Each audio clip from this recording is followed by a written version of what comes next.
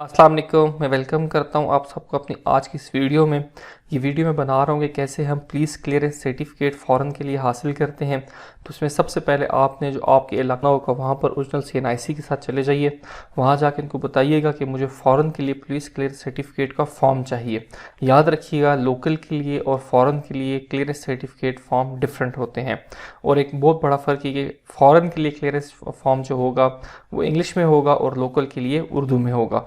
ये जो फॉर्म आपको फिलहाल दिख रहा है ये फ़ौरन के लिए और ये डिस्ट्रिक्ट एबटाबाद के लिए। तो आपने फॉर्म वसूल करने से पहले इस फॉर्म के साथ एक छोटा सा स्लिप होगी जो पुलिस स्टेशन वाले अपने साथ रख लेते हैं और आपके CNIC से तमाम यूज इंफॉर्मेशन लेके उसमें फिल कर लेंगे।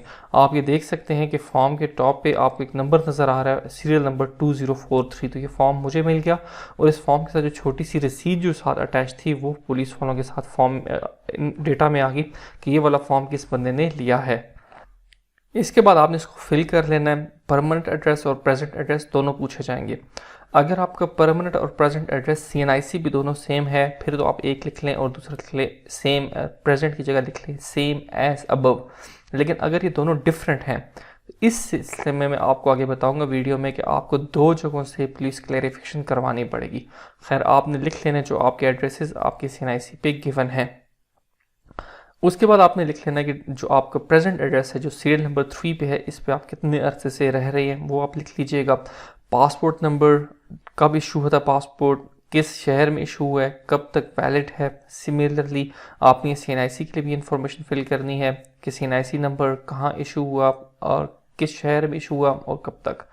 इसके बाद आपने पर्पज़ बताना। ये पर्पज़ आपको पाकिस्तान की क्लियरेंस और फ़ौरन दोनों के लिए बताना पड़ता है, लेकिन पाकिस्तान में ज़्यादातर जॉब के लिए चाहिए होता है, जबकि फ़ौरन में ये आपसे पूछ रहे हैं कि इमिग्रेशन, स्टडी, जॉब, विज़िट कहाँ, इन अब्रॉड। अब्रॉड के बाद आपने यहाँ पर वो कंट्री लिखनी है कि जहाँ के लिए आपको ये क्लियरेंस चाहिए। Is in case the applicant is already abroad. और अगर कोई उनकी जगह पुलिस क्लियरेंस ले रहा है तो अगर वो जिस मुल्क में पहले से हैं वो यहाँ लिख देंगे। Visa copy must be attach. ये जो रिक्वायरमेंट है ये लोकल में नहीं होती वीज़ा की। और ये कंट्री आओगे आपने लिख देना है। इसके बाद आपने एक डिक्लेरेशन फिल करनी है अपनी तरफ से कि आई सन और वाइफ ऑफ जो भी है आप यहाँ sorry R O means resident of आप यहाँ लिख देंगे पाकिस्तान। सो आपने ये लिखने के बाद ये डिक्लेरेशन देनी है कि मैं कभी किसी क्रिमिनल या सिविल लिटिगेशन या किसी केस में नहीं आया। मैंने कभी, मेरे ऊपर कोई केस नहीं आया, मेरे ऊपर कोई भी एडवर्स रिकॉर्ड नहीं किसी भी पुलिस स्टेशन में, चाहे वो मेरा होम एड्रेस हो। और इसके अलावा ये जो तमाम इंफॉर्मेशन है डिक्लेरेशन है ये ट्रू है और ये बेस्ट ऑफ माई नॉलेज है। आप अपना सिग्नेचर कर देना है, मोबाइल नंबर और डेट ऑफ एप्लीकेशन। ये फिल करने के बाद आप इस फॉर्म को पुलिस स्टेशन लेके चले जाएंगे। इससे पहले आपने एक और काम ये करना है कि मुकामी तस्दीक करनी है। आपने अपने इलाके के किसी मुकामी बंदे से यहाँ पर लिखवाना है। अगर नाजिम वगैरह का है चल रहा है टेन्योर, वो एक्सपायर नहीं हुआ तो यहाँ नाजिम से करवा लीजिए, वो बहुत बेहतर होगा। अगर इन केस आपके इलाके में यूनियन कौंसिल के नाजिम स्टिल इलेक्टेड नहीं है सो आपको यहाँ मुकामी तस्दीक एक बंदे से करवानी पड़ेगी। उसका ID कार्ड भी लगाना पड़ेगा एज एविडेंस कि वो वाकई लोकल है।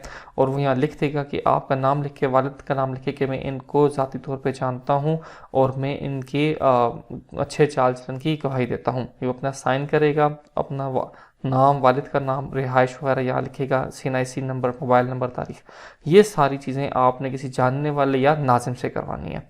इसके बाद आ जाएगा जहाँ से आप, जिस थाने से आपने ये फॉर्म लिया था, जो आपका मुतल्लिका थाना था, आपने वहाँ पे ये फॉर्म जमा करवा देना है।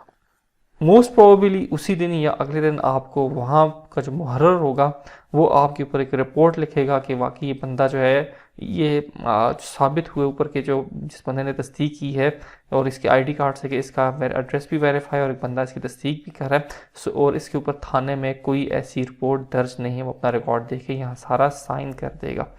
इसके बाद आपको वो रिपोर्ट जाएगी आपकी SHO के पास, थाना के जो आपके साथ रिलेटेड है।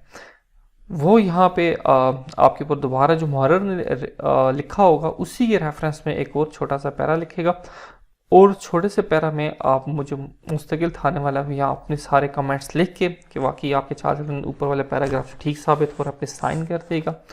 इसके बाद अगर आपका मुस्तकिल और मौजूदा पता डिफरेंट है तो उस केस में फिर आपको मौजूदा पता के SHO से भी दोबारा ये जो नीचे वाले 4 लाइन्स हैं यहाँ पे दोबारा एक कह लेंगे पैराग्राफ लिखवाना पड़ेगा।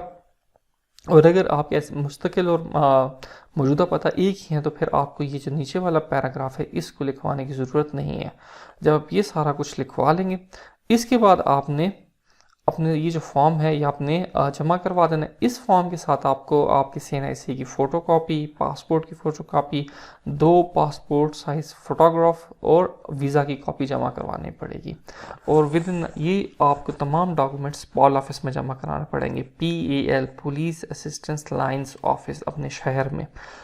पुलिस असिस्टेंस लाइंस वाले अगर जो मेरा 2 दफ़ा मैंने पुलिस क्लियरेंस सर्टिफिकेट बनवाया है, मेरा एक्सपीरियंस ये है कि अगर आप सुबह जमा करवाते हैं तो सेम डे आपको सर्टिफिकेट मिल जाता है।